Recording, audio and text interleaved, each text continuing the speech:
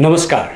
आजको हाम्रो यो राजनीतिक स्वतन्त्र राजनीतिक मञ्चमा देशको विधान संविधानको न्यायालयको राजनीतिक पद्धति र प्रणालीको एउटा अहम र महत्त्वपूर्ण सवालमा छलफल गर्न, आफ्ना विचार राख्न, सुन्न, सुनाउन र सचेत नागरिकको रूपमा पनि आफ्नो जिम्मेवारी के कसो हुँदै जानुपर्ने हुने हो यसबारे आफ्नो राख्नको निम्ति उपस्थित हुनुभएका सबैजनालाई, सम्पूर्णजनलाई हार्दिक स्वागत अभिवादन सलाम भन्दछु।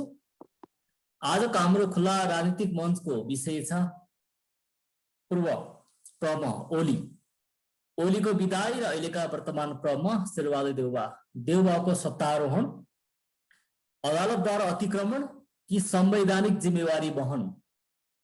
हामीले यो हप्ताको बहुचर्चित अस्ति सोमबारको 12 तारिखमा आएको सर्वोच्च अदालतको संवैधानिक बेन्च, कन्स्टिट्युसनल बेन्च अथवा संवैधानिक इजलास प्रधान न्यायाधीश सहित अरू 4 जना गरेर 5 जना न्यायमूर्तिहरूले दिएको फैसला, 167 पृष्ठको फैसलाको आधारमा यो देशमा के अब विधिवाद, संविधानवाद, लोकतन्त्र, लोकतान्त्रिक प्रणाली अनि शक्ति पृथककरण सन्तुलनको सिद्धान्तहरू व्यवहारमा लागू हुन लागेका हुन्। राष्ट्रपति र प्रधानमन्त्री मिलिकन जुन अनहोनी नेक्सस अपवित्र गठबन्धन गरेर संसदलाई, विपक्षी दललाई, अदालतलाई गुमराहमा राख्ने काम गरिराखेका थिए, त्यसको हार भएको हो, विधानको जित भएको हो, अथवा अदालतले कसलाई कति दिनभित्रमा कसरी प्रधानमन्त्री बनाउने नबनाउने जो चाहिँ राष्ट्रपतिको र संसदको जिम्मेवारी हो, खास गरी त्यसमा हस्तक्षेप गरेको हो त एउटा हामी सबैको चासोको विषय छ।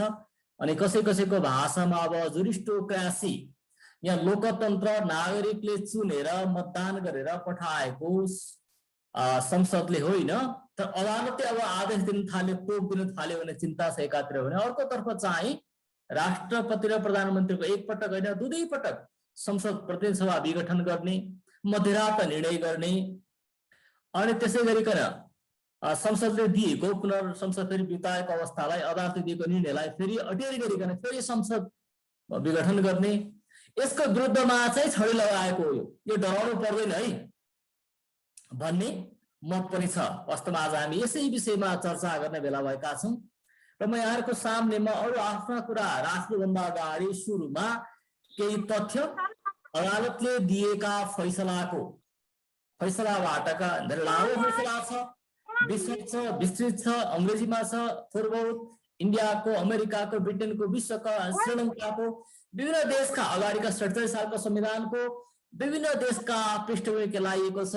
अनि वादीको तर्फबाट, प्रतिवादीको तर्फबाट वकिलहरूले गरेका तर्कहरू पनि राखिएको छ। सुरुको 60-65 पृष्ठसम्म चाहिँ यस्तै कुराहरूमा समेटिएको छ भने बाँकी रहेको लगभग 120-25 पेज चाहिँ अदालतबाट, न्यायमूर्तिहरूबाट दिएका फैसलाको वास्तवमा त्यहाँ विवरण छ, जसलाई आज नेपालको संवैधानिक इतिहासमा, अदालत इतिहासमा एउटा कोसेढुङ्गा, माइलस्टोन, यो पानी ढलो अथवा वाटरसेड जुन भन्छ, अब यसले विभाजन गर्यो है, अब यसले नयाँ एउटा केही कीर्तिमान कायम राख्यो भन्ने त्यो प्रकारको यो फैसला भएको हुनाले यसको पक्षमा अधिकांश बुद्धिजीवी, कवि, कलाकार, लेखक होइन, प्रतिपक्षी दल त सबै नै, आम नागरिक समुदाय अनि सम्पादकहरूको समर्थन रह्यो भने एमाले भित्र पनि खास गरी जुन त्यो जनता समाजवादी जुन पार्टी छ, महेन्द्र ठाकुरहरू, महन्त ठाकुर भएको त्यो पक्ष र केपी ओली पक्षले मात्र यसको विरोध गरेको देखियो, अरूले स्वागत नै गरेको देखियो।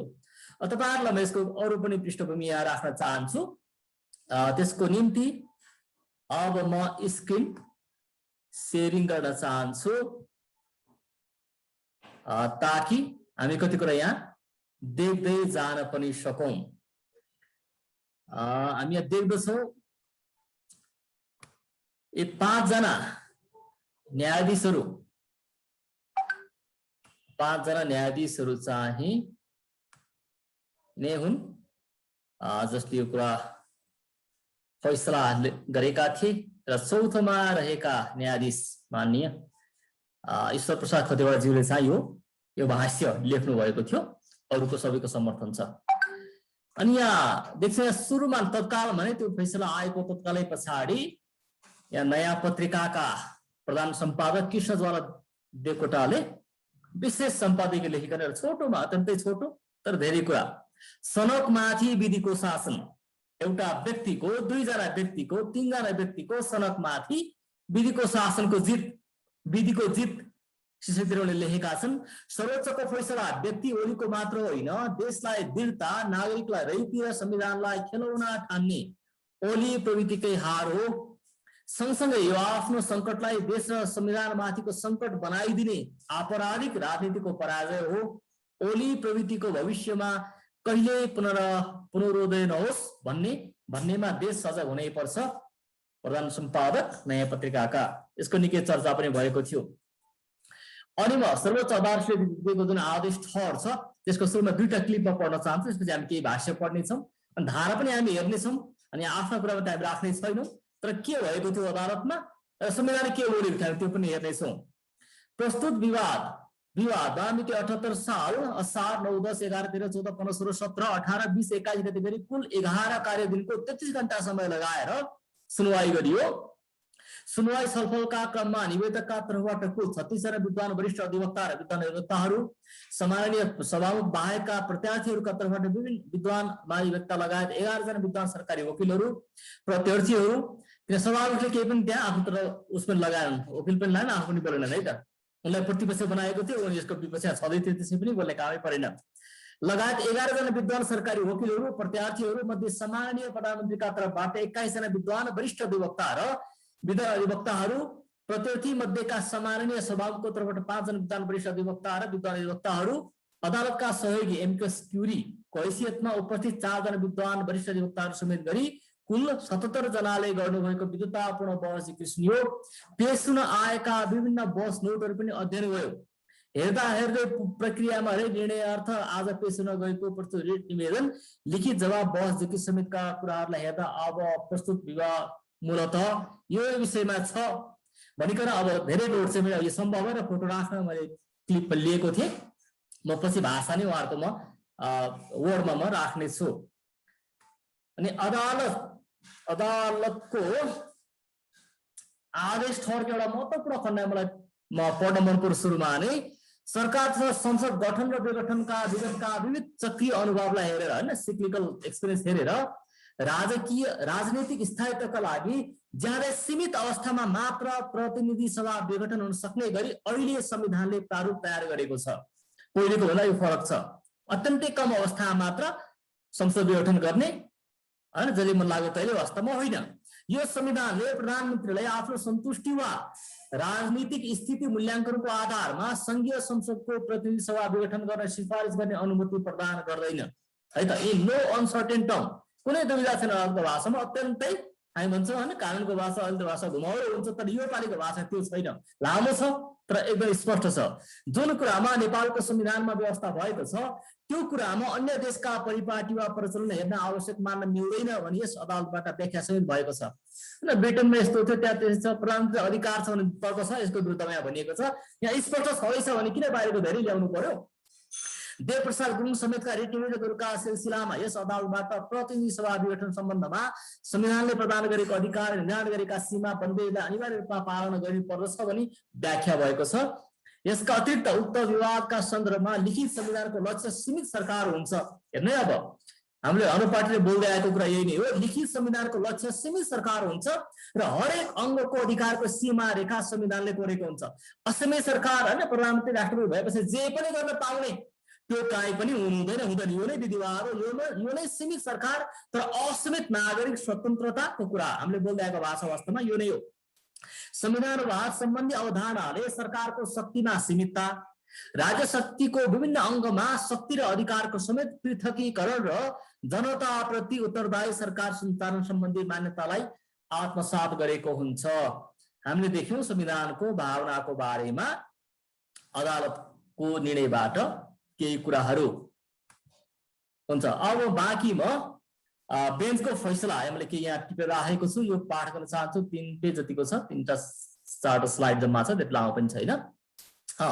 संविधानको धारा 76 को उपधारा 5 बमोजिम यहाँ मेरो हुन्छ बमोजिम प्रधानमन्त्री नियुक्त गर्न प्रयोजनका लागि विश्वास जनाएको वा समर्थन गरेको कारणबाट राजनीतिक दल सम्बन्धी ऐन 2073 बमोजिम दल त्याग सम्बन्धी कारबाही गर्न नमिल्ने भएकाले उक्त प्रावधान बमोजिम प्रधानमन्त्री पदमा नियुक्तिका सन्दर्भमा प्रतिनिधि सभाका कुनै सदस्यप्रति विश्वास जनाएको समर्थन गरेको आफ्नो अभिमत वा धारणा व्यक्त गरेको वा मतदान गरेको कुरालाई लिएर प्रतिनिधि सभाका कुनै पनि सदस्य उप दल त्याग सम्बन्धी कारबाही नगर्नु नगराउनु भनी प्रत्याशीहरूका नाममा प्रतिषेधको आदेश जारी हुने ठहर्छ। यसको अर्थ सांसदहरूले जुन धारा संविधानको धारा 76 को उपधारा 5 बमोजिम जो चाहिँ आएपछि हेर्नेछौँ त्यस अनुसार मत जाहेर गर्दा मतदान गर्दा आफ्नो दलभन्दा बाहेक अर्को कुनै पनि दलको उम्मेदवारलाई मतदान गर्न पाउने हो। त्यो गर्दैमा उसले फ्लोर क्रस गर्यो, पार्टीको हैन आज्ञा पालन गरेन भने व्हिप लगाउन, निषेधाज्ञा जारी गर्न, उसको संसद पद खोज्न मिल्दैन भन्ने ठहर यहाँ हामी अदालतको देख्छौँ। पहिलो कुरामा ठहर छ। दोस्रोमा प्रधानमन्त्री केपी शर्मा ओलीको धारा 76 को उपधारा 5 बमोजिम प्रधानमन्त्री पदमा नियुक्तिका लागि गरेको दाबी संविधान सम्मत नदेखिएको जनाएको छ। आदेशमा भनिएको छ, हामी पढ्दै यहाँ कोट पनि गरेको थिएँ। नेपालको संविधानको धारा 76 को उपधारा 3 बमोजिम नियुक्त प्रधानमन्त्रीले उपधारा बमोजिम 4 बमोजिम प्रतिनिधि सभाबाट विश्वासको मत प्राप्त नगरेको वा निजले सो प्रक्रिया परित्याग गरेको कारणबाट उपधारा 5 बमोजिम प्रधानमन्त्री नियुक्त हुने अवस्थामा निजले दावी पेश गर्न नमिल्ने भएकाले तत्काल विश्वासको मत दिन नसक्नु भएका सम्माननीय प्रधानमन्त्री श्री केपी शर्मा ओलीले धारा 76 को उपधारा 5 बमोजिम प्रधानमन्त्री पदमा नियुक्तिका लागि गर्नुभएको दावी संविधान सम्मत देखिएन। केपी ओलीले अगाडि जुन भनिसकेका थिए कि अब उनी संसदमा अल्पमत परिसकेका थिए, म पूर्ण मतमा छैन, त्यो तरिकाले उनले फेरि गएर पछि गएर धारा हैन 5 अनुसार पनि फेरि 4 मा उनले विश्वास मत पनि लिन आएनन्। अनि 5 अगर एकैचोटि फेरि प्रधानमन्त्री बन्न पाऊ भनेर गरिएको दावी चाहिँ त्यो संविधान सम्मत छैन।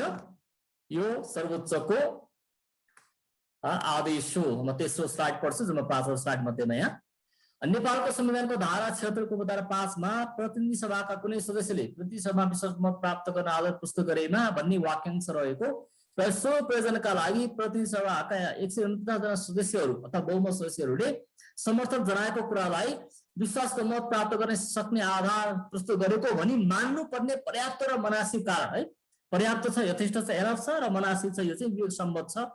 आधार देखेको हुँदा सोही बमोजिम आजका मितिले 2 दिनभित्र अर्थात् 78 साल असार 29 गते मंगलबार अस्तिको दिनभित्रमा अपराह्न 5 बजे भित्र देउवालाई प्रधानमन्त्री पदमा नियुक्त गर्ने संविधानको धारा 76 को उपधारा बमोजिम अदालतको मत प्राप्त गर्न पूरा गर्नुपर्ने यो पनि आदेश जारी भएको हामी यहाँ देख्छौँ।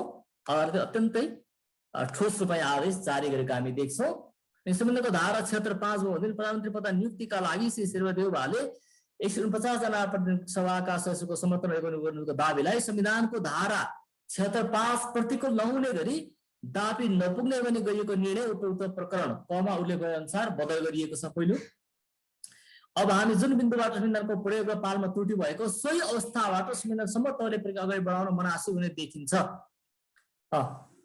नेपालको संविधानको धारा 76 को उपधारा 5 मा प्रतिनिधि सभाका कुनै सदस्यले प्रतिनिधि सभामा विश्वासको मत प्राप्त गर्न सक्ने आधार प्रस्तुत गरेमा भन्ने वाक्यांश रहेको र सो प्रयोजनका लागि प्रतिनिधि सभाका 49 जना सांसदहरू बहुमत सदस्यले समर्थन गर्न विश्वासको मत प्राप्त गर्न सक्ने आधार प्रस्तुत गरिएको मान्नुपर्ने हुन्छ।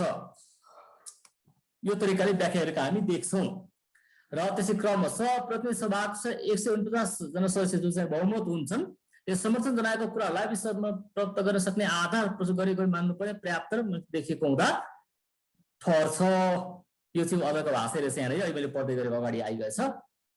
2 दिनभित्र अपराह्न 5 बजे भित्र मंगलबार उपरोक्त अनुसार विधि संविधान सम्मत रूपमा मिति 78/2/7 गते सम्माननीय राष्ट्रपति समक्ष दावी पेश गरेका प्रतिनिधि सभाका सदस्यलाई त्यो भनेको देउवालाई प्रधानमन्त्री पदमा नियुक्त गर्ने र संविधानको धारा 76 को उपधारा 6 बमोजिम विश्वासको मत प्राप्त गर्ने प्रक्रिया पूरा गर्ने गराउनु भनी प्रत्याशी मध्येका राष्ट्रपतिको कार्यालय तथा संघीय संसदको पुनर्स्थापित प्रतिनिधि सभाको नाममा परमादेश जारी हुने ठहर्छ।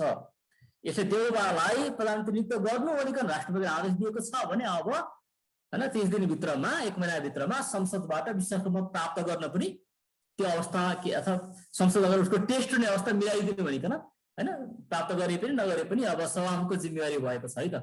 यो पनि अदालतले आदेश दिएको हामी यहाँ देख्छौं। अब हामी हेरौँ है त ल। अब हामी संविधानकै धारा खास के छ म छोटो रूपमा यो पनि पढ्न चाहन्छु, जो संविधानको धारा मात्रै हुन्। राष्ट्रपतिले प्रतिनिधि सभामा बहुमत प्राप्त संसदीय दलको नेतालाई प्रधानमन्त्री नियुक्त गर्नेछ र निजको अध्यक्षतामा मन्त्री परिषद गठन हुनेछ। 76 मा 76 मा उपधारा 1 बमोजिम प्रतिनिधि सभामा कुनै पनि दलको स्पष्ट बहुमत भएको अवस्थामा प्रतिनिधि सभामा प्रयुक्त गर्ने 2 वा 2 भन्दा बढी दलको समर्थनमा बहुमत प्राप्त गर्न सक्ने प्रतिनिधि सभाको सदस्यलाई राष्ट्रपतिले प्रधानमन्त्री नियुक्त गर्नेछ। यो पनि गइसकेको अवस्था छ, अगाडि नै गइसकेको अवस्था छ। अब 3 मा जाउँ। प्रतिनिधि सभाको निर्वाचनको अन्तिम परिणाम घोषणा भएको मितिले 30 दिनभित्र उपधारा 2 बमोजिम प्रधानमन्त्री नियुक्त हुन सक्ने अवस्था नभएमा त्यस नियुक्त प्रधानमन्त्री उपधारा 4 बमोजिम विश्वासको मत प्राप्त गर्न सक्ने अवस्थामा राष्ट्रपतिले प्रतिनिधि सभामा सबैभन्दा बढी सदस्यहरू भएको दलको संसदीय दलको नेतालाई प्रधानमन्त्री नियुक्त गर्नेछ। यो पनि वास्तवमा पार गरेर अगाडि गइसकेको अवस्था। अब 4 मा आएपछि चाहिँ अब कुरा खासमा मुद्दा यहाँबाट सुरु हुन्छ हाम्रो हेर्ने ल। उपधारा 2 वा 3 बमोजिम नियुक्त प्रधानमन्त्रीले त्यसरी नियुक्त भएको मितिले है त हैन सबैभन्दा ठुलो दलको नेता भयो नि त 1 मै आइहाल्यो सुरुमै। त्यो भएन भने हैन सबैभन्दा ठुलो प्रतिपक्षी दल छ त्यो पनि भएन भने 2 वा 2 भन्दा बढी दल मिलेर भने 3 मा छ है त।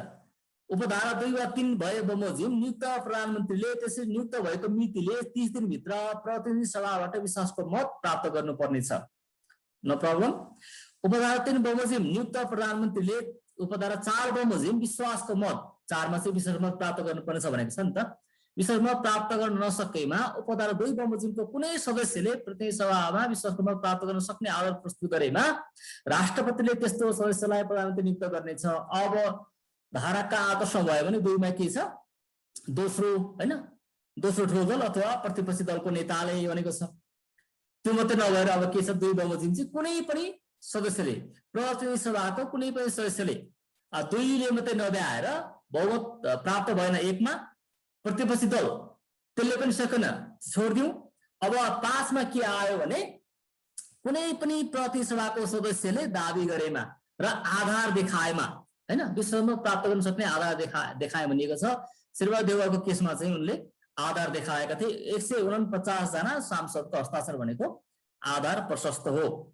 प्रस्तुत गरेमा राष्ट्रपतिले त्यस्तो सदस्यलाई प्रधानमन्त्री नियुक्त गर्नेछ। अब यहाँ राष्ट्रपतिको त्यहाँ निर्णय के भएको थियो भने विश्वसनीय आधार अथवा दाबी नै पुगेन भन्ने कुरा आयो। वास्तव त्यो गल्ती छ न, त्यहाँ घोषणा पछि गरेर गर्नेवाला छ।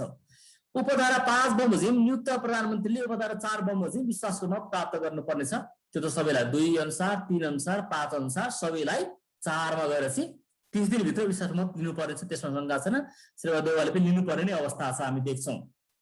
त्यो नभएको अवस्थामा विश्वासको मत लिन नसक्ने के हुन्छ अब पछि गएर देउवाको पाला भन्ने कुरा प्रश्न आउँदा त्यसको उत्तर चाहिँ धारा 76 को उपधारा 7 मा दिएको छ।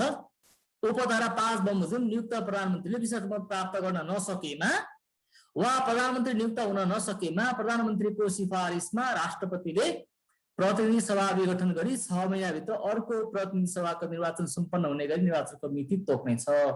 भने आजको दिनमा आउँदा अब बाँकी छ 26-27 दिन देउवालाई विश्वासको मत प्राप्त गर्न नसकेर देउवा त्यतिकै बर्खास्त हुँदैनन्। उनकै नेतृत्वमा त्यही काम चलाओ हैन केयरटेकर गभर्नमेन्टको अधीनमा रहेर 6 महिनाभित्रमा संसदको अथवा प्रतिनिधि सभाको चुनाव गर्नुपर्ने प्रावधान हाम्रो संविधानले गरेको छ। अब हामी हेर्दै जाउँ। धारा 76(5) अनुसारको प्रधानमन्त्रीले विश्वासको मत प्राप्त गर्न नसकेर मात्र संसद विघटन गर्ने हक हामी यहाँ देख्छौँ यहाँबाट है त। त्यो प्रयोग नभइकन संसद विघटन गर्न नमिल्दो रहेछ। त्यसै कारणले त धारा यो 5 राखिएको जो चाहिँ अघिल्ला संविधानमा थिएन, विश्वमा काहीँ पनि अरू संविधान खासै नहोला। दलहरूले सरकार दिन नसके सांसदहरूले आफ्नै पहलमा सरकार बनाउन मिल्ने यो व्याख्या संविधानले गरेको छ। त्यही कारणले त्यो धारा 5 राखिएको हो। अनि धारा 76 को 5 मा पहिलेको संविधानमा थिएन वास्तवमा यो प्रावधान। यो विशेष अवस्थाका लागि यसै संविधानमा मात्रै पहिलो पटक यो चाहिँ इन्ट्रोड्युस गरिएको, पहिलो पटक राखिएको।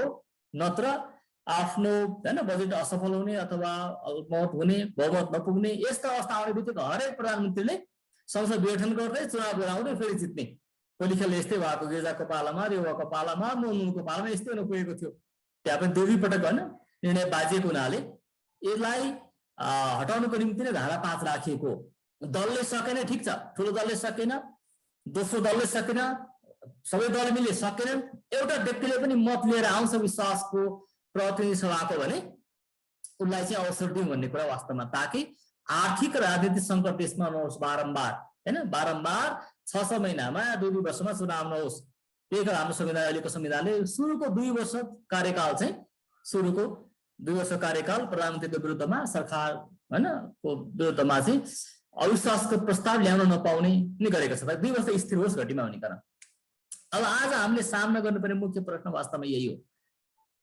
यो धारा 76(5) यो प्रधानमन्त्री दिनको लागि मात्रै आज खास बहस अब यो जुन नियुक्त भयो देउवा यसमा खास समस्या छैन यसमा बुढीमरी भन्दा पनि कालपल्की भन्ने रुखामै लागु हुँदैन यो बुढीमरीको अवस्था पनि वास्तवमा होइन नमरेको चाहिँ अवस्था हो है त निरङ्कुशता नपल्केको अवस्था वास्तवमा हो तर खास प्रश्न यो मैले यसो विचार गर्दा कि यो व्यवस्था यो धारा जुन छ 76 को 5 हैन तीनवटै एकै दलको दुईटा दलको सबैको नमिलेर एउटा व्यक्तिले पनि उठ्छ भने अरु दलको हिप नलाग्ने जसले पनि दिन पाउने जुन व्यवस्था गरियो यो चाहिँ प्रधानमन्त्री दिनको लागि संसद तारन्तर विघटन नहोस् भन्नको खातिर मात्रै हो कि यो चाहिँ अरु बेला पनि सक्रिय रहने हो खास प्रश्न यो अरु बेला पनि सक्रिय रहने हुन्छ अनि चाहिँ फोर क्रसको समस्या हुन्छ अनि चाहिँ पार्टी एउटा पार्टीबाट गएर अर्को पार्टीमा प्रवेश गर्ने काम हुन्छ अनि 40% नपुगेकन पनि पार्टी फुटाउन सक्ने अवस्था हुन्छ किनबेचको अवस्था त्यो बेलामा हुन्छ आज हामी देख्छौं धेरै हाम्रो साथीको हैन चिन्ता पनि हामी देखिरहेका छौं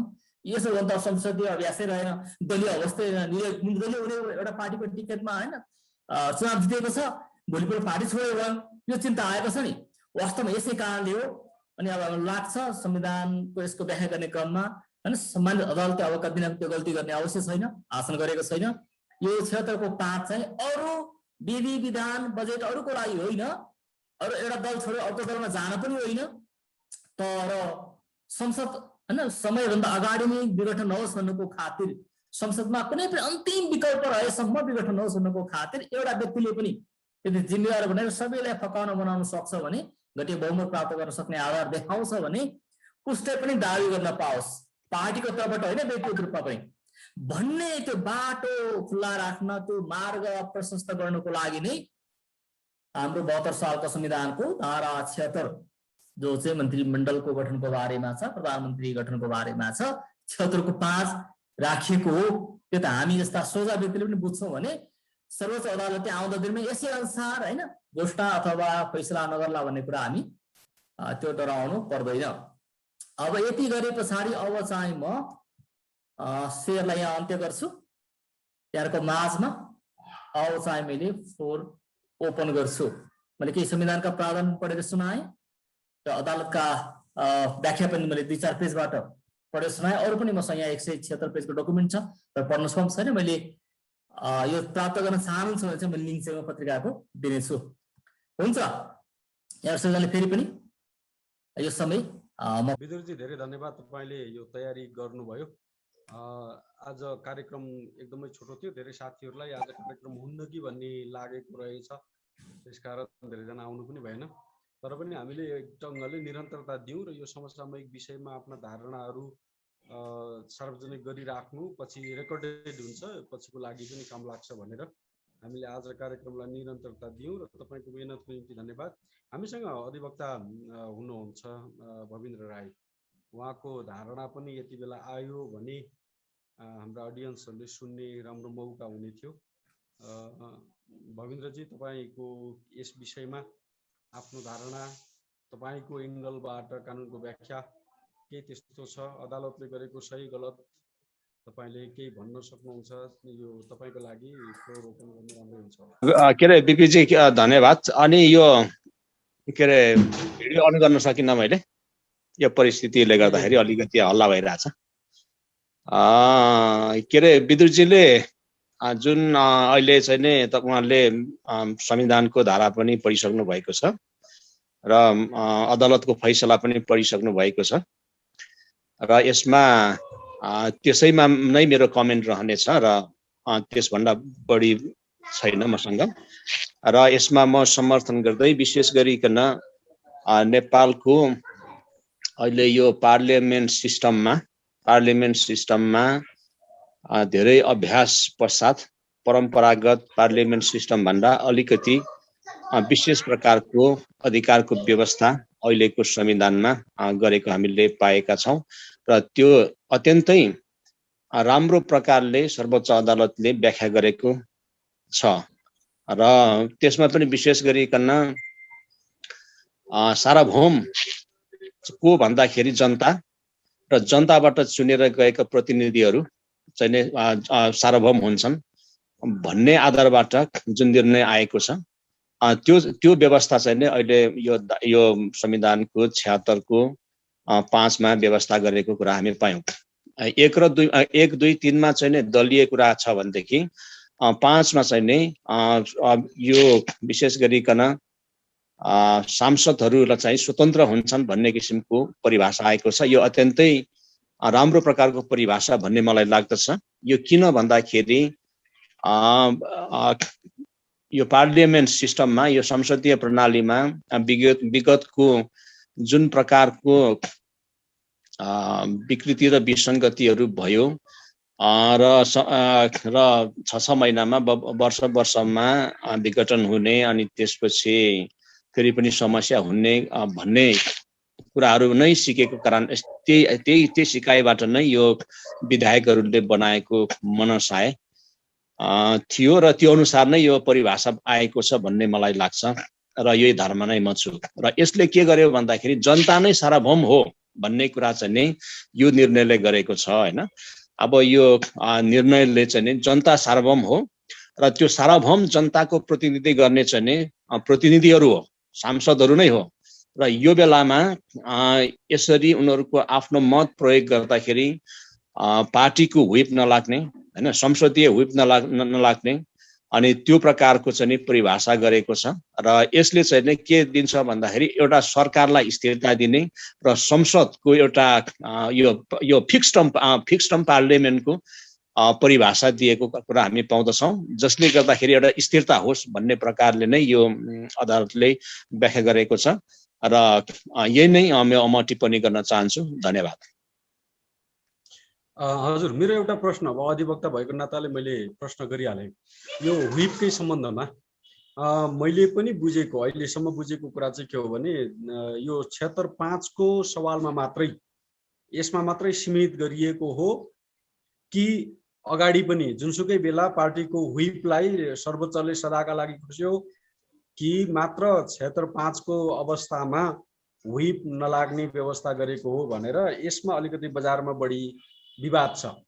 एक थरी मान्छेहरूले भनिराखेका छन् अब व्हिप खोस्यो, त्यसो हो भने त दलीय पद्धति त समाप्त भयो, दलको व्हिप नलागेपछि त जोसुकै मान्छेहरू पनि आउन सक्ने भए, जित्न सक्ने भए, दलको मर्यादा, दलभित्रको एउटा साङ्गठनिक स्वरूप यो सबै कमजोर भयो। त्यसकारण बहुदलीय व्यवस्थालाई यसले प्रहार गर्यो भनेर पनि व्याख्या गरिएको देखेँ, सुने। त्यसकारण मैले यहाँनिर तपाईबाट अलिकति प्रश्न भइदिए राम्रो हुन्थ्यो, मैले भन्नुभन्दा पनि भन्ने लागेको हो। त्यसकारण यो व्हिप चाहिँ धारा 76 को 1, 2, 3, 4 सम्म मात्रै हो कि 75 को लागि मात्रै सीमित हो वा सबै हो? यति क्लियर गरिदिनु भने राम्रो हुन्थ्यो। यो त व्याख्यामा प्रश्न आइसकेको छ। अब तपाईले चाहिँ 176 पेजको व्याख्या छ त्यहाँनिर, त्यो सबै हेर्नुपर्छ। त्यो सबै भावना हेरिसकेपछि त्यो थाहा हुन्छ हैन। अनि त्यो मैले सबै पढिसकेको अवस्था छु, मैले पनि अहिले सबै हेरिसकेको अवस्था छ। त्यो सम्पूर्ण कुरा हेर्दाखेरि यो दलीय व्यवस्था छ, दलीय व्यवस्थालाई यसले यो निर्णयले हैन, यो आदेशले कमजोर पार्न खोजेको मैले पाउँदिनँ यहाँनिर, त्यो देख्दिनँ, त्यो भावना र त्यो मनसाय म देख्दिनँ। यो चाहिँ 76(5) को लागि मात्रै हो। 76(5) जब पुग्छ, अब त्यो 76(5) एकैचोटि पुग्ने होइन, त्यहाँ प्रक्रियाहरू छ हैन। पहिलो चाहिँ बहुमतको, त्यसपछि 2 भन्दा 2 बढीको दलको, अनि त्यसपछि चाहिँ एउटा ठुलो दलको हैन, त्यसपछि चाहिँ त्यो अवस्था पार गरिसकेपछि मात्रै 76(5) मा पुग्ने हो। अनि त्यो चाहिँ त्यो पनि संसदीय दलको नेतै हुनुपर्छ भन्ने होइन। त्यो चाहिँ एउटा एकजना चाहिँ प्रतिनिधि, एकजना सांसद, त्यो पनि प्रतिनिधि सभाको संसदको सांसद हुनु पर्यो होइन, संसदीय सांसद हुनु पर्यो अनि त्यसको हुनु पर्यो। अनि उसले चाहिँ त्यो विश्वासको आधार देखाएको अवस्थामा उसलाई चाहिँ प्रधानमन्त्रीमा नियुक्ति गर्नुपर्ने प्रावधान अनुसार होइन। अब त्यहाँ प्रष्टै देखियो कि उहाँले चाहिँ पुर्याउनु भएको आधारहरू पुर्याउनु भएको अवस्था देखेकाले गर्दाखेरि अनि त्यो चाहिँ निर्णय गरेर पाउँछ। र यो व्हिप नलाग्ने अवस्था चाहिँ यति बेला मात्रै हो भनेर चाहिँ व्याख्या गरेको छ।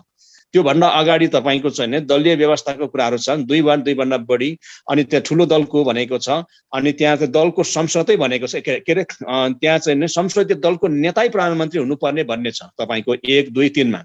भनेदेखि यो तपाईँको 5 मा चाहिँ संसदीय दलको चाहिँ नेता हुनु पर्दैन यहाँनिर। यहाँ चाहिँ कुनै एकजना सांसदले पनि त्यो आधार देखाएमा उल्लेख गर्न पाउने भनिसकेपछि नै यो चाहिँ सांसदहरूको चाहिँ विशेषाधिकारको रूपमा प्रयोग गरेको हामी पाउँदछौँ। र यो विशेषाधिकार किन आवश्यकता पर्यो भन्दाखेरि यो फिक्स टर्म पार्लियामेन्टको लागि र स्थिरताको लागि र सरकारलाई फेरि पनि अन्तिम मौका दिनको लागि र विकास र समृद्धिको लागि नै हो भन्ने किसिमको कुरा चाहिँ मैले बुझेको छु। र त्यो प्रकारले परिभाषा आएको छ। त्यसकारणले यो अवस्थामा मात्रै व्हिप नलाग्ने भनेको परिभाषा हामी पाउँदछौँ। धन्यवाद। हस्, धन्यवाद। अनि अर्को यसैसँग जोडिने कुरा चाहिँ यो के अरे बहुमत पुर्याउने खेलमा यसभन्दा अगाडि अब हाम्रै अहिले नवनियुक्त प्रधानमन्त्रीकै पालादेखि एक ढङ्गले भन्यो भने संसदीय व्यवस्था अलि बदनाम पनि भएको हो। सांसदहरू खरिद बिक्री हुने, सांसदहरूलाई के भन्ने अपहरण गरियो भन्ने हल्ला चल्ने, कतै ब्याङ्कक पुर्याइयो अरे कता के गरियो अरे, बहुमत पुर्याउने वा नपुर्याउने भन्ने खेलमा अनि पजेरो प्राडोको काण्ड पनि यसैसँग जोडिएर आए। यी सबै कुराहरू हुँदै गर्दा र हाम्रा सांसदहरू भनौँ न राजनैतिक चेतना देखि लिएर सबै कुराहरूमा परिपक्व मान्छेहरू र साँच्चीकै मुलुकका निम्ति केही गर्छु भनेर एउटा दर्शन बोकेको मान्छे त्यहाँ नपुगिराखेको भन्ने जुन आलोचना छ सांसदका लागि, उनीहरू चाहिँ एक ढङ्गले भन्यो भने के भन्ने जेल परेको चाहिँ योग्यता हुन्थ्यो अरे। केही अगाडि हामीले सुन्ने गर्थ्यौँ राजनीतिमा योग्य नेता हुनलाई जेल परेको हुनुपर्ने, चाहे त्यो काठ तस्कर गरेर होस् कि गैँडाको खाएको होस् वा मूर्ति होस्, जेल चाहिँ पर्यो। अनि जेल परिसकेपछि बल्ल ऊ योग्य बन्यो भन्ने खालका समस्याहरू थिए होइन। हो त्यस्तै खालका अनैतिक मान्छेहरू, गलत मान्छेहरू सांसद बनेका रहेछन् र ती मानिसहरूले अहिले सौदाबाजी गर्ने भए आफ्नै लागि, भोटका लागि भने यो कुराले कतिको असर पार्छ फ्लोर क्रस गर्ने सवालमा, अर्थात् व्हिप जारी नलाग्ने सवालमा केसम्म असर गर्न सक्छ होला। यतातिर पनि हामीले अलिकति कोट्याउनु पर्छ कि जस्तो लाग्छ अहिलेको सन्दर्भलाई हेरेर। तपाईँ के भन्न चाहनुहुन्छ गोविन्दजी?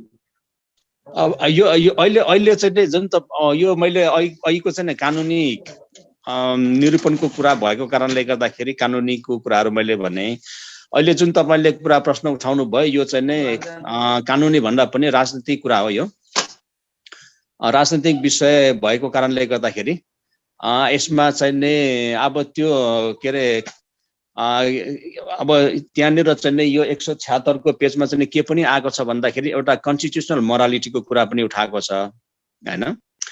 अनि कन्स्टिट्युसनको मोरालिटीको साथमा चाहिँ नै त्योसँग के पनि जोडिन्छ भन्दाखेरि पोलिटिकल मोरालिटीको कुरा पनि आउँछ। यहाँनिर पोलिटिकल मोरालिटीको कुरा पनि आउँछ हैन।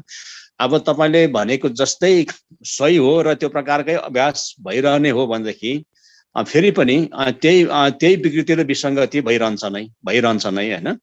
र हामीले गर्न सक्ने अवस्था केही रहँदैन।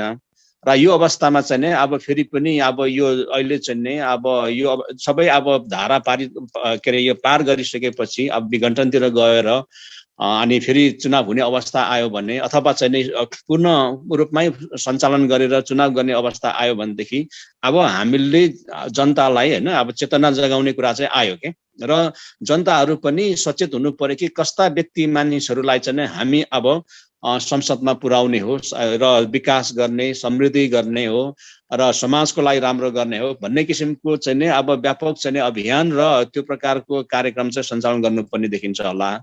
नत्र भनेदेखि चाहिँ नै अब यो अहिले चुनावको सन्दर्भको कुरा गर्ने भनेदेखि चाहिँ नै चुनाव अब यो सानो सानो 3 रुपैयाँ पैसाले चुनाव हुने सम्भावना देखिँदैन।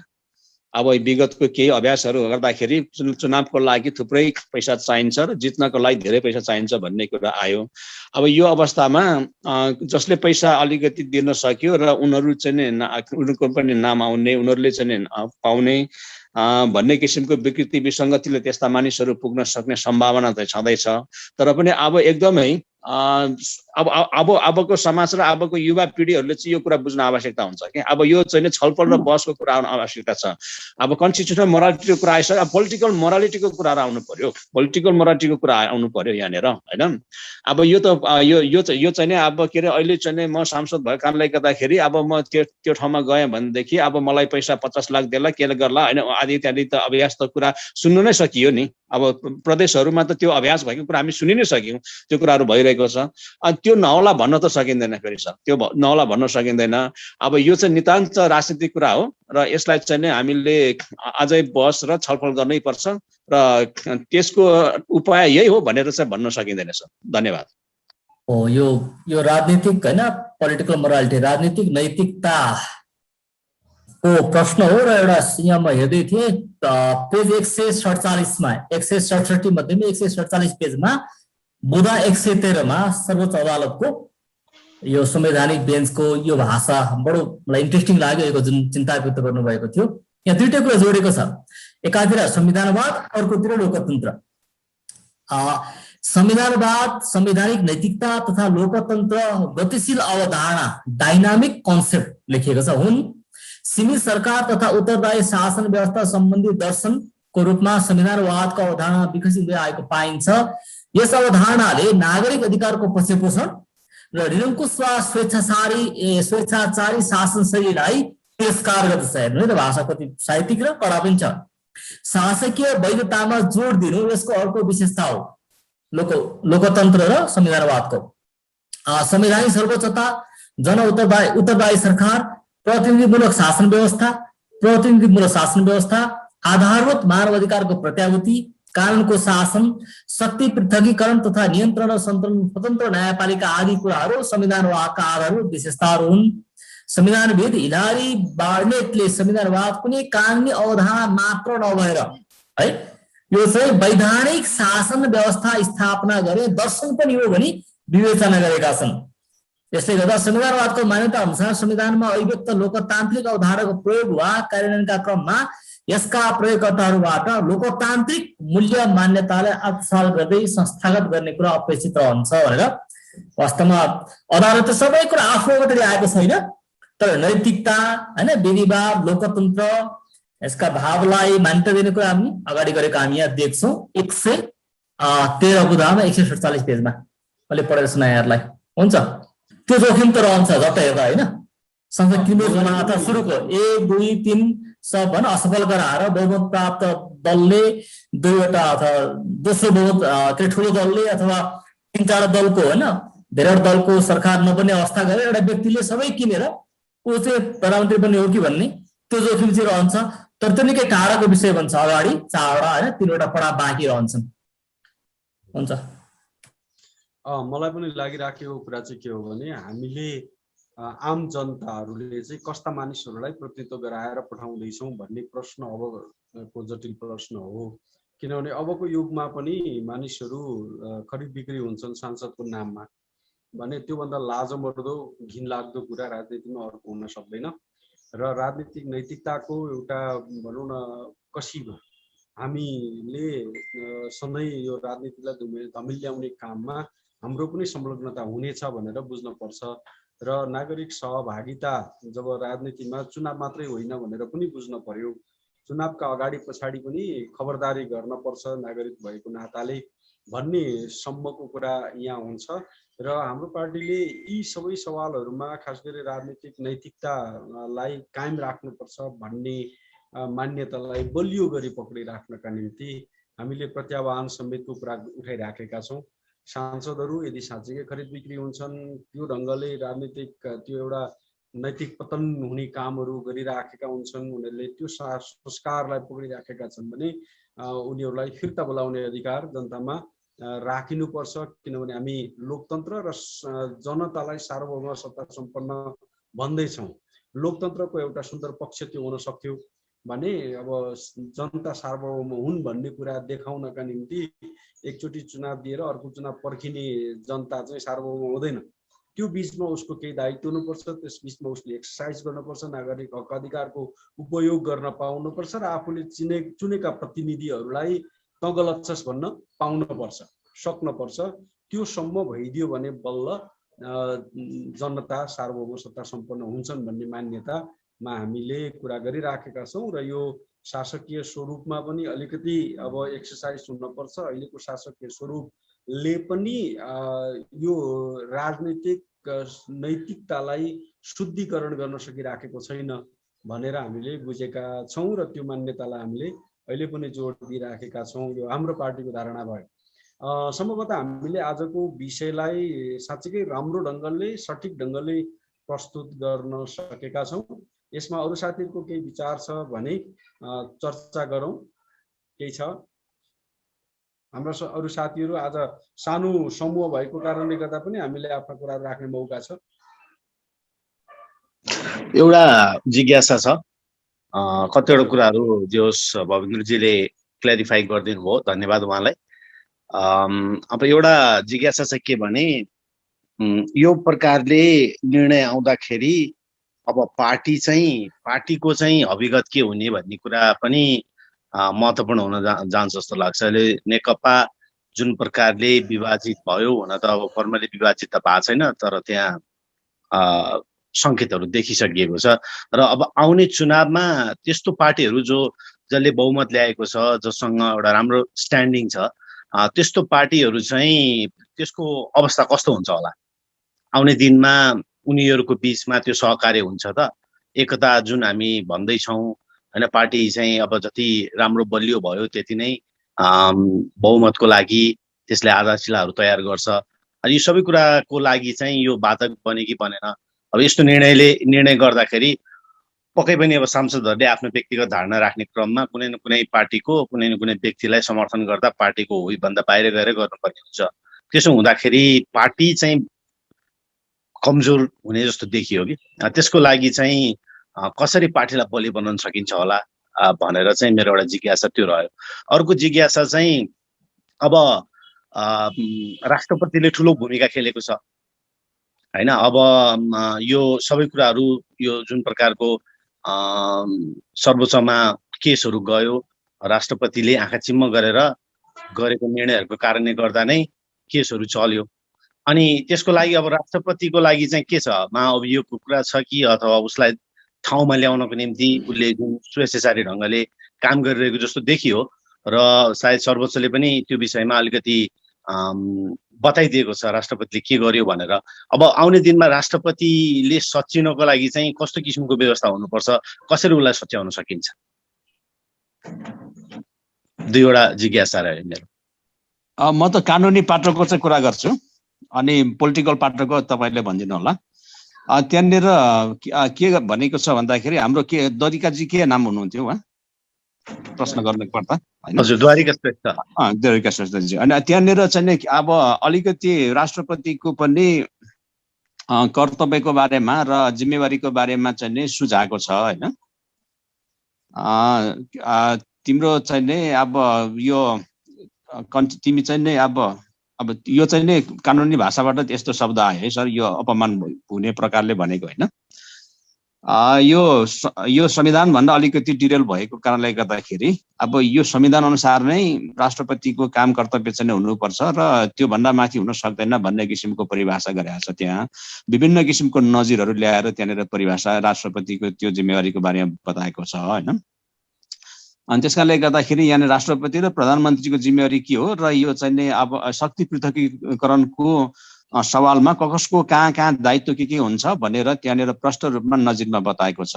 अनि त्यो नजिर हेर्नु होला एकचोटि होइन। यहाँ सबैले त्यो चाहिँ ऊ चाहिँ हेर्नुभयो भने त्यो रिटलाई तपाईँले मजाले हेर्नुभयो र त्यो फैसलाको लागि हेर्नुभयो भने त्यहाँनिर सबै कुराहरू छ, त्यो सुझाएको छ। अब यो राष्ट्रपतिले यस्तो गर्ने उस्तो गर्ने भन्ने कुरा चाहिँ पोलिटिकल कुरा भयो त्यो होइन। अनि त्यही कारणले गर्दाखेरि अब यो चाहिँ नि अब हाम्रो बिपीजीले भन्नुहुनेछ। हस्, मैले बुझेको कुरा चाहिँ के हो भने यो धारा 76 को 5 लाइन मात्रै हेरेर त्यसैमा सीमित हुने गरी व्हिपको विषयमा बोलिएको कारणले गर्दा बाँकी समय पार्टीको व्हिप, पार्टीको मर्यादा, पार्टीको निर्देशन सांसदहरूमा उत्तिकै लागू हुन्छ भन्ने देखिन्छ। यो 5 मा चाहिँ के भइदियो भने एउटा स्वतन्त्र सांसद समेतले म बहुमत पुर्याउन सक्छु भनेर दाबी पेश गर्नु भनेको अलरेडी बहुमतको सिग्नेचर लिएर जानु हो। अनि त्यो सिग्नेचर गरिदिने मान्छेहरूले फेरि पनि उसका निम्ति विश्वासको भोट दिन पार्टीको व्हिप बाधक बन्ने छैन भन्ने सिद्धान्त त्यहाँनिर लागू गर्न खोजिएको छ। त्यसो हुँदाखेरि यो दफाका निम्ति, यही धाराका निम्ति चाहिँ यो कुरो जायज देखिन्छ। बाँकी कुरामा पार्टीको व्हिपलाई इन्कार गरेको छैन। सदाको निम्ति अघि नै त्यो प्रश्न उठिसकेको छ, सदाको निम्ति व्हिप खोसेको देखिन्न भन्ने चाहिँ हामीले ठहर गर्यौं। अहिलेको पूर्ण पाठ आउँदै गर्दाखेरि एउटा चर्चा त्यति बेला के पनि चलेको थियो भने के सर्वोच्च अदालतले फलानुलाई प्रधानमन्त्री बनाऊ भन्न मिल्छ त भन्ने प्रश्न उठेको थियो। त्यो त संसदको काम हो, संसदले गर्ने हो, कसरी सर्वोच्च बोल्यो भन्ने कुरा उठेको थियो। यसमा पनि अहिले पछिल्लो जब यो विस्तृत विवरण आयो, फैसलाको पूर्ण व्याख्या, त्यसमा प्रश्न गरियो। किनभने यो 76(5) अन्तर्गत नै ऊ बहुमतको दाबी गर्दै, बहुमत सांसदहरू मसँग छन् भनेर दाबी गर्दै मलाई चाहिँ मेरो दाबी वैधानिक छ र त्यो दाबी अनुसार गरी पाऊँ भनेर अदालतमा गएको कारणले गर्दा अर्को व्यक्ति त थिएन, शेरबहादुर देउवालाई तोकेरै प्रधानमन्त्री नियुक्त गरिदिनु भन्ने सम्मको परमादेश अदालतबाट आउन सक्यो। त्यसकारण त्यो दाबीका आधारमा आयो र त्यही दफालाई हेरेर आयो भनेर बुझ्न पर्छ जस्तो लाग्यो मलाई पनि। त्यसो हुँदाखेरि अदालतले प्रधानमन्त्री नियुक्त गरेको होइन रहेछ। पहिले चाहिँ त्यो विचार आयो, धेरैजनाले त्यो भने, तर त्यो टिप्पणी चाहिँ वास्तवमा यो पूर्ण व्याख्या नआउँदाखेरि आएको टिप्पणी भएको कारणले गर्दा अहिले पूर्ण व्याख्या पढिसकेपछि त्यो टिप्पणी अब हुने छैन। अर्को चाहिँ यो व्हिपकै सवालमा हामीले केसम्म भन्न सक्न पर्यो भने यो विशेष परिस्थितिका लागि सिर्जना परिकल्पना गरिएको रहेछ, जसका निम्ति चाहिँ संविधानलाई प्रोटेक्ट गर्यो, संसदको गरिमा पनि उच्च राख्यो र एक हदसम्म स्थिर सरकारको पक्षमा भनौँ न, कार्यपालिकालाई पनि तुरुन्तै भङ्ग गरी हाल्न नपाउने एउटा सिर्जना गरिदियो। यद्यपि त्यहाँ के अरे 76 को 6 मा पुग्दाखेरि चाहिँ के देखिन्छ भन्दा यो 5 अनुसार नियुक्त भएको मान्छेले विश्वासको मत प्राप्त नगरेको अवस्थामा यही जुन काम चलाउ भइराखेको प्रधानमन्त्रीले नै निर्वाचन गराउन पर्ने सम्मको कुरा गरेको छ। त्यसको अर्थ त्यति बेला चाहिँ अब संसद भङ्ग भएको अवस्था परिकल्पना गरियो र अर्को निर्वाचनको कुरा गरियो। त्यसो हुँदाखेरि प्रधानमन्त्री बन्नका निम्ति प्रशस्त ठाउँ राखियो, सँगसँगै प्रधानमन्त्री बन्नै नसक्ने खालको एउटा गोलमालको संसद आयो भने त्यसलाई चाहिँ भनौँ न डिसमेन्टल गरेर नयाँ संसद गठन गर्ने बाटो प्रशस्त गरिदिएको देखिन्छ। त्यस अर्थमा पनि अहिलेको व्याख्यालाई व्यक्तिगत रूपमा हामीले पनि समर्थन जनाउनु राम्रो लागिराखेको छ र अघि नै राजनीतिक शुद्धता भनौँ न नैतिकताको विषयमा एउटा शुद्ध नैतिकता हुनपर्छ भन्ने विषयमा पनि हामीले कुरा गरिसक्यौँ। विदुरजीले हात उठाउनुभयो। हुन्छ, अब यो राष्ट्रपति उपराष्ट्रपतिले आफ्नो काम कर्तव्य अधिकारको बारेमा संविधानको धारा 297 व्यवस्था गरिएको छ, 297 को अनि सुरुको 1, 2, 3, 4, 5 मा अब होइन उनीहरू यो बेलासम्म रहने भन्ने कुरा छ भने अब 6 मा गएर यसरी छ। 297 धाराको 6 मा यस धारा बमोजिम निर्वाचित राष्ट्रपति वा उपराष्ट्रपतिको पद देहाएको कुनै अवस्थामा रिक्त हुनेछ। यो प्रावधान चाहिँ संविधानमा राखिएकै छ। राष्ट्रपतिले उपराष्ट्रपति समक्ष र उपराष्ट्रपतिले राष्ट्रपति समक्ष लिखित राजीनामा दिएमा हैन समस्या छैन। निजको विरुद्धमा उपधारा 7 बमोजिम महाभियोगको प्रस्ताव पारित भएमा अब त्यसको उपधारा 7 आउँदैछ। धारा 62 बमोजिमको निर्वाचक मण्डलबाट अर्को राष्ट्रपति वा उपराष्ट्रपति निर्वाचित भए कार्यभार सम्हालेमा निजको मृत्यु भएमा।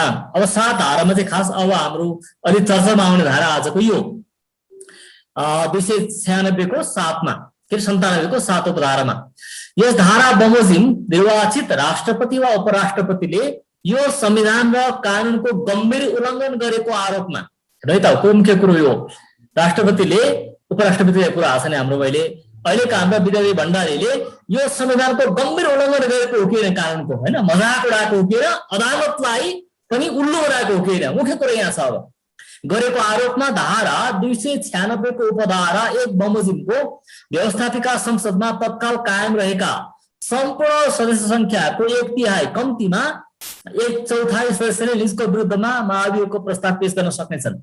1/4ले प्रस्ताव पेश गर्न सक्ने भए होइन जो कुनै पनि बेला सम्भव देखिन्छ अहिले त्यस्तो प्रस्ताव व्यवस्थापिका संसदमा तत्काल कायम रहेका सम्पूर्ण सदस्य संख्याको कम्तीमा है कायम रहेका सम्पूर्णको कम्तीमा 2/3 बहुमतबाट पारित भएमा निज पदमुक्त हुनेछ। यो चाहिँ अलिकति जटिल छ है यो चाहिँ किनभने ओली खेमामा ठुलो संख्या छ यो चाहिँ जटिल छ तर उसमाथि एकखेप इम्पिचमेन्टको प्रस्ताव ल्याउन चाहिँ नसक्ने वास्तवमा होइन किनभने एउटै मात्रै शर्त राखिएको छ महाभियोगको अरू कुरामा केही पनि छैन हैन त्यो भनेको संविधानको नियम कानुनको गम्भीर उल्लङ्घन सामान्य उल्लङ्घन बोली चिप्यो होइन केही कुरा बोलिन् ट्विटरमा लेख्यो कार्टुन बनायो कसैको मजाक उडायो त्यो कुरा छैन त्यो त फ्री स्पिचको दायरा हो ह्युमन हैन ह्युमन कमजोर भइहाल्छ तर नियतवश गम्भीर उल्लङ्घनको अवस्थामा चाहिँ छ तर पारित हुन जटिल छ साथै भएर हैन आँट गरेर आसन ल्याउने अब यो अस्ति यसो थिएनले ल्याउनु कुरो भइसक्यो भोलि भन्नु सधैँ पछि पछाडि ल यति राख्नु चाहिँ होला अघि कुरा उठ्दै गर्दा प्रधानमन्त्री के अरे राष्ट्रपतिको पनि भूमिका देखियो भनेर प्रश्न गर्नुभयो द्वारिका सरले मैले चाहिँ ठ्याक्कै त्यसलाई के भन्छु भने भूमिका देखिएन राष्ट्रपति चाहिँ अब प्रधानमन्त्री जे भने त्यही गरिदिने त्यो ठप्पा लाउने मात्रै काम भएकोले गर्दा राष्ट्रपतिको एउटा गरिमामय भूमिका जुन अपेक्षा गरेको छ संविधानले तोकेको छ र जनअपेक्षा पनि भनौँ न त्यो अनुसारको भूमिका चाहिँ पटक्कै नदेखिएको कारणले गर्दा मलाई लाग्छ राष्ट्रपतिले अहिले एक ढङ्गले भन्यो भने संविधानको गम्भीर उल्लङ्घन नै हो किनभने पटक पटक भयो एकचोटि मात्रै भएन संसद विघटन गर्नका निम्ति संविधानले जुन एउटा परिकल्पना गरिएको छ त्यो परिकल्पना गरेका धाराहरूलाई नै क्रस गरेर संविधानलाई नै क्रस गरेको हो त्यही कारणले गर्दा उहाँले संविधानको उल्लङ्घन गर्नुभएकै हो भन्ने मलाई पनि लाग्छ त्यसकारण उहाँले नैतिकताका साथ राजीनामा दिनुभयो भने त्यो श्रेयस्कर हुन्छ किनभने अब 1.5 वर्ष जतिको कार्यकाल हो उपराष्ट्रपति पनि एबल मान्छे छन् के अरे क्यापेबल उहाँले पनि चलाउन सक्नुहुन्छ अर्को राष्ट्रपति तुरुन्तै हामीलाई चाहिँदैन पनि अहिलेका लागि अर्को संसद बन्छ नयाँ राष्ट्रपति त्यसपछि बनाइन्छ त्यसकारण पनि राष्ट्रपतिले अहिले बाटो प्रशस्त गरिदिनु र आफ्नो यो राष्ट्रपतिय एउटा भनौँ न जुन परिकल्पना गरेको छ गणतन्त्रका निम्ति त्यसको मर्यादाका निम्ति पनि उहाँले नैतिकताका आधारमा राजीनामा दिनु चाहिँ श्रेयस्कर हुन्छ लोकका लागि संविधानका लागि र गणतन्त्रका लागि यो चाहिँ साह्रै राम्रो उदाहरण हुन्छ भन्ने चाहिँ मलाई लाग्छ धेरै धन्यवाद बाँकी कुराहरू केही छैनन् भने हामीले करिब 1 घण्टा समय बिताइसकेछौँ अब अर्को एपिसोडमा नयाँ कुरा लिएर आउने गरी हजुर अर्को एपिसोडको लागि हाम्रो यहाँ अधिवक्ता भवेन्द्र राईले मानव अधिकार लोकतन्त्र यही विषयमा रहेर के लिएर आउनुहुनेछ मैले उहाँ हिजो प्रस्ताव गरेको छु है त अनि जाँदै मलाई फेरि पनि अदालतको फैसलाबाट एक पेज अझै थोरै पढ्नु मन पर्यो बरु यो सठिक अवस्थामा लेखे हामी देख्यौं लोकतन्त्रमा कुनै पनि व्यक्तिको तुलनामा लोकतान्त्रिक विधि पद्धति र प्रणाली सर्वाधिक महत्त्वपूर्ण हुन्छ व्यक्ति केन्द्रित शासन व्यवस्था लोकतान्त्रिक मूल्य मान्यतामा अडि भएर रहन सक्दैन व्यक्ति केन्द्रित शासकीय शैली अपनाइयो भने अन्ततोगत अन्तिममा गएर त्यसले स्वेच्छाचारिता र निरङ्कुशतालाई नै जन्म दिन पुग्दछ शासकीय संस्कार शैली र चिन्तनमा लोकतान्त्रिक मूल्य मान्यता डेमोक्रेटिक नर्म्स एन्ड भ्यालुजलाई सामाजिक विकास र परिवर्तनको सापेक्षतामा अनुसरण गर्दै लैजाने गरेको परिणाम स्वरूप नै करिब 230 वर्ष पुरानो अमेरिकी संविधान आज पर्यन्त गतिशील र क्रियाशील रहन सकेको छ लोकतान्त्रिक मूल्य मान्यतालाई सामाजिक परिवर्तनको सापेक्षतामा रूपान्तरण गर्न सकेको कारणबाट लिखित संविधानको अभावको स्थितिमा पनि बेलायती संवैधानिक प्रणाली सदियौँदेखि गतिशील रही आएकै छ हैन अमेरिका र बेलायतको आदर्श नमुना मानेका हामीले वास्तवमा देख्यौँ हो पनि ती देशमा आजसम्म कहिले सैनिकको भएको छैन यो जानिएको 200-400 वर्षको इतिहासमा संविधानवाद संवैधानिक नैतिकता जस्ता अवधारणालाई एकातर्फ पन्छाएर संविधानका शब्दहरूमा रहेका चित्रहरूको अन्वेषण गरी है कहाँ लुपहरू छ नि पहलहरू तिनको मात्रै अन्वेषण गरी शासकीय सुविधालाई केन्द्रमा राखेर संविधानलाई हेर्न थालियो भने हेर्नु है त अब योभन्दा स्पष्ट भन्नु केही छ र होइन आफू मात्रै बच्ने सरकार टिकाइ भन्ने तरिकाले संविधानलाई हेर्न थालियो भने सुन्दर संवैधानिक संरचना पनि निस्तेज तेजविहीन बन्दै जाने निश्चित छ। प्रतिनिधि सभा विघटनको विवादका सन्दर्भमा उल्लेखित प्रसङ्गतर्फ पनि हाम्रो दृष्टि पुग्नु वाञ्छनीय देखिन्छ। यसैले मलाई के लाग्छ त अत्यन्तै लोकतान्त्रिक होइन लोकतन्त्रलाई दललाई माइनस गरेको छैन तर शासन सत्ताको केन्द्रमा खास गरी कार्यपालिका केन्द्रमा रहेका प्रधानमन्त्रीले राष्ट्रपतिलाई पनि सचेत गराउने प्रकारले यो निर्णय चाहिँ वास्तवमा संवैधानिक इजलासको निर्णय आएको छ भन्ने मेरो पनि ठहर छ। हुन्छ ल हस् हुन्छ धेरै धन्यवाद। राम्रो प्रस्तुति हामीले पायौँ विदुरजीबाट र कमेन्टमा पनि भविन्द्रजीको राम्रो इनपुट पायौँ। हामीहरू दुवैजनालाई धन्यवाद दिन्छौँ र सहभागी सबै साथीहरूलाई पनि धन्यवाद। आउँदो हप्ता हामीले मानव अधिकार तथा लोकतन्त्र भन्ने विषयमा भविन्द्र राईजीबाट नै प्रस्तुति पाउनेछौँ। हामी सेयर गरौँ, सबै साथीहरू कहाँ पुर्याउँ, सेयर गरौँ र धेरैभन्दा धेरै मान्छेहरूलाई जुटौँ। हामीले जे सिक्दैछौँ यो कुरो साँच्चैकै अमूल्य महत्त्वपूर्ण कुरा छ। अहिलेको परिस्थितिमा राजनीतिक उठान जसरी भइराखेको छ, उठान कि पतन भन्ने हो यसलाई, जुन ढङ्गले भइराखेको छ यसलाई कम्ती भने सूक्ष्म रूपमा हामीले अध्ययन गर्नुपर्छ, विश्लेषण गर्ने क्षमता पनि राख्नुपर्छ। किनभने हामी राजनीतिक क्षेत्रमा अलि गम्भीर ढङ्गले नलागिरहँदाखेरि भोलि भनौँ न हामी कुनै ढङ्गले सत्ताको नजिक पुग्यौँ, सत्ता सञ्चालनको ठाउँसम्म हामी पुग्यौँ र हामीसँग त्यो क्षमता रहेन भने फेरि पनि कुरो त्यही आउँछ। अहिले जे भइराखेको छ त्यस्तै नै हुन्छ। त्यसकारण सिक्ने कुरा हाम्रा निम्ति पनि यो राम्रो अवसर बन्न सक्छ। यो हामीले जे गरिराखेका छौँ यसबाट नेपालको राजनीति, विश्वको राजनीति, राजनीतिक चरित्र, राजनीतिक संस्कार, संविधान, कानुन र संविधानवाद भन्ने जस्ता कुराहरूमा हामी गम्भीर बहस छलफल गरिराखेका छौँ र यी छलफलहरूद्वारा हामी नेपाल राष्ट्रको सर्वाङ्गीण विकास र आमूल परिवर्तनको परिकल्पना पनि गरिराखेका छौँ। यहाँहरू सबैजनालाई फेरि पनि आउँदो हप्ता जुट्नका निम्ति र जुटाउनका निम्ति पनि पहल गरिदिनु न अनुरोध गर्दै आजको कार्यक्रम यहाँ समाप्त भएको घोषणा गर्दछौँ। धेरै धन्यवाद। सलोम ल thank you so much Salom. फेरि भेटौँ। धन्यवाद।